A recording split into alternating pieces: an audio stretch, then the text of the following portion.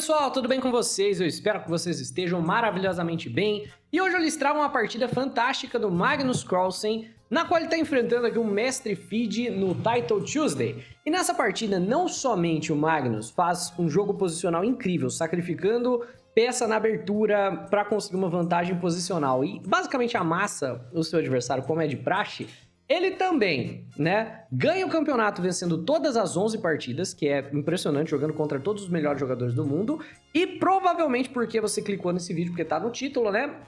O Magnus deixa o adversário promover dama no final para brincar com ele. E sim, ele fez isso propositalmente, ele até falou porque ele tava fazendo live e você pode ver aí o clipe passando na sua tela. Então, sem mais delongas, bora dar uma olhada nessa partida absolutamente ridícula do Magnus, né? Vem cavalinho F3 das brancas, né? Abertura hatch. E C5 é o convite pra siciliana. Basicamente, o Magnus tá falando, cara, joga E4, vamos jogar uma defesa siciliana, né? Mas as brancas não querem. Jogam peão em G3 e vão seguir nos planos da Índia do Rei, do ataque índio do Rei, ou talvez vão jogar C4, eventualmente vai virar uma inglesa simétrica, né?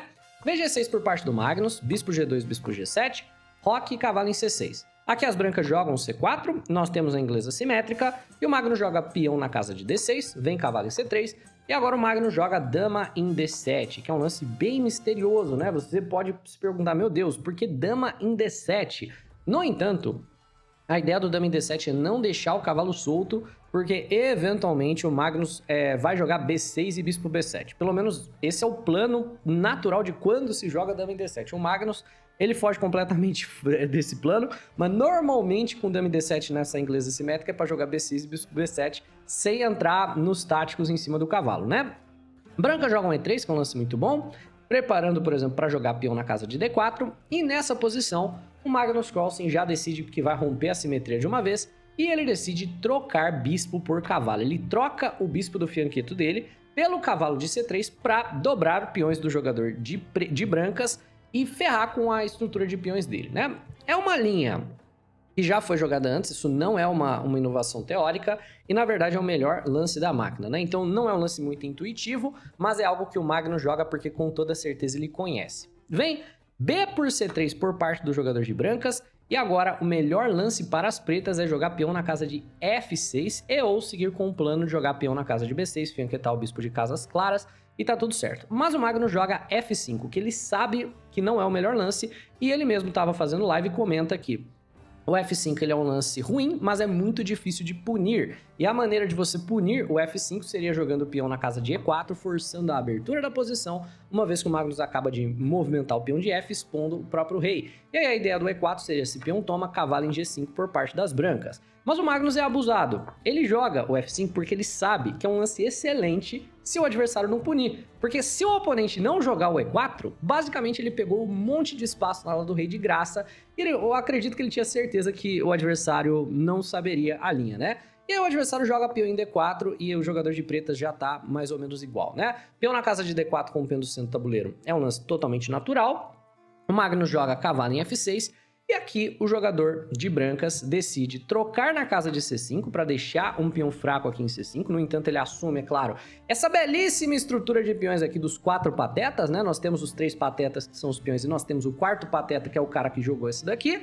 E o Magnus aceita tomar na casa de C5 e agora vem o real plano do jogador de brancas, né? Que seria jogar bispo em A3 e tentar ir atrás do peão da casa de C5. E acredite ou não, nessa posição o jogador de brancas já está posicionalmente morto, já está posicionalmente perdido, porque a estrutura de peões dele é muito ruim, né? Ele tem esses peões dobrados isolados, tem o peão de A que está isolado, tem mais ilhas de peão de maneira geral, e o Magnus vai aproveitar disso, montando aqui algumas armadilhas, como você vai ver. O Magnus joga B6, que é padrão desse sistema com dama na casa de D7, para jogar aqui o seu bispo em B7. Nesse caso, até bispo em A6 poderia ser a ideia para ir atrás do peão de C4.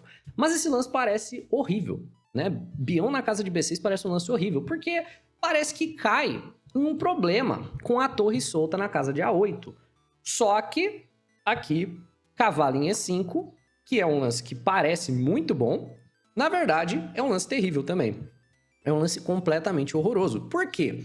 Pausa o vídeo e veja se você consegue compreender como o Magnus Carlsen em 12 lances contra o Mestre Feed vai ficar completamente posicionalmente ganho depois desse cavalinho E5, que é o erro aqui do adversário. Pausou?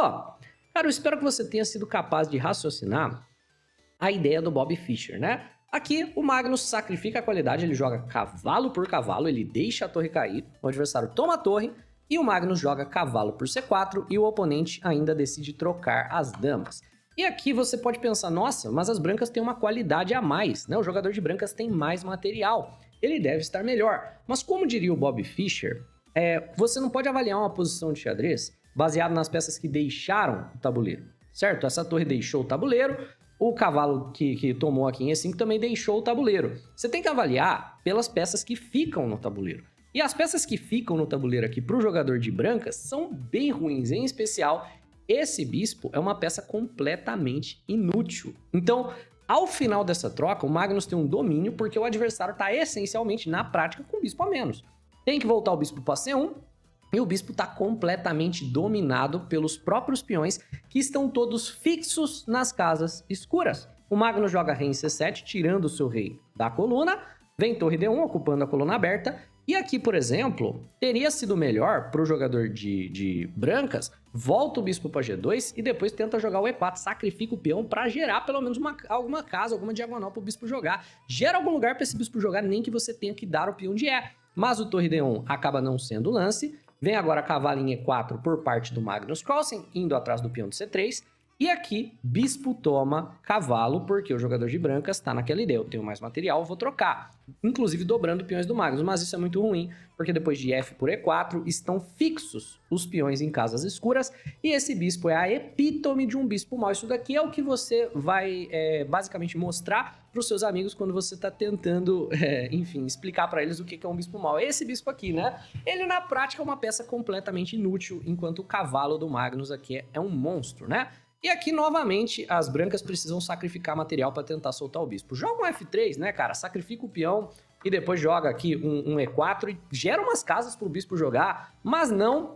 O jogador de branca joga bispo D2 e, como diria também o Bob Fischer, nesse lance, obviamente também acaba sendo um erro, os táticos, eles surgem de uma posição que já era estrategicamente superior, uma posição que já é difícil de jogar, você vai errar, é normal que surjam táticas, né? E aqui vem o bispo em G4 do Magnus e já era, ganhou a qualidade de volta, ele tem todas as vantagens que tinha antes, né? Só que agora não tem mais a vantagem material o jogador de brancas, porque depois de bispo em E1, o Magnus troca as torres, joga a torre D8, o adversário não quer trocar as torres, e o Magnus percebe uma coisa, como que a gente faz progresso a partir dessa posição?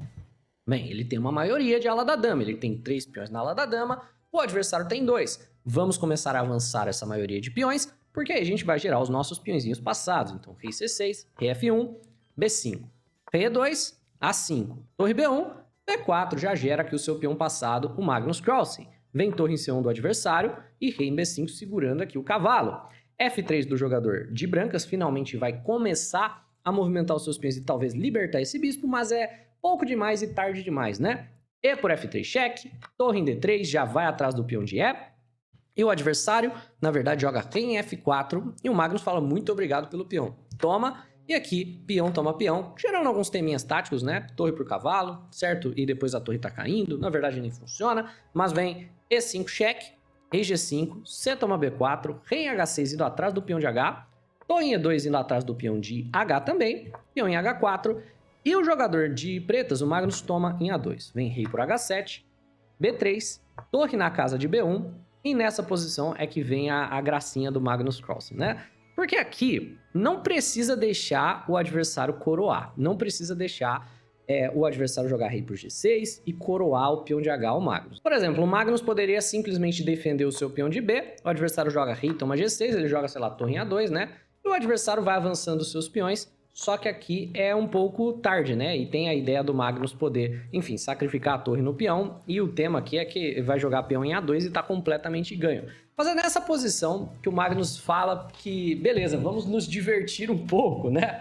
Ele vê um adversário de 2.650 pontos, com pouco tempo no relógio, e fala, quer saber? Vamos para um final de dama, vamos deixar ele promover. Ele joga torre B2 e... com a troca das torres, né, o cavalo obviamente não chega a tempo para parar a promoção do peão de H, como uma torre chegaria na casa de H2, Vem bispo em C3 por parte das brancas, tocando o cavalo, tocando o peão de E.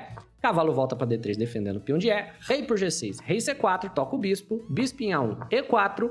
H5, E3, H6, E2, H7, dama e dama. E basicamente o Magnus deixou o adversário promover uma dama para jogar mais um pouquinho porque ele estava se divertindo. Toma o peão de G com cheque, rei em F7, dama em C7 cheque, rei em E6 e dama em C6 cheque, rei em E7 e agora rei na casa de B5, né?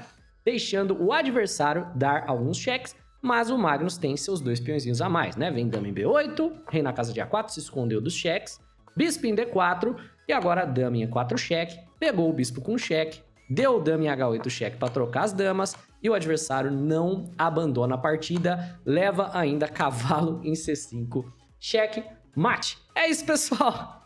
Espero que vocês tenham curtido essa partida interessante, cara. Por mais que seja meio absurdo você ter o melhor jogador do mundo zoando aí um mestre feed, ainda assim é uma partida muito instrutiva, né? Então eu espero que vocês tenham curtido. Se sim, deixa o like no vídeo, se inscreve no canal, um abraço e até a próxima!